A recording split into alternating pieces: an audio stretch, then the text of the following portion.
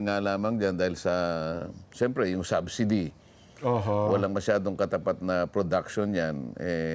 Medyo lolobo ng konti yung ating pagkakautang dyan. Pero dapat, huwag tayong lalampas doon sa tinatawag nilang threshold ng May threshold ng mabantayan prudence. pa rin talaga, oo. What is the threshold of prudence? Dapat kanya yung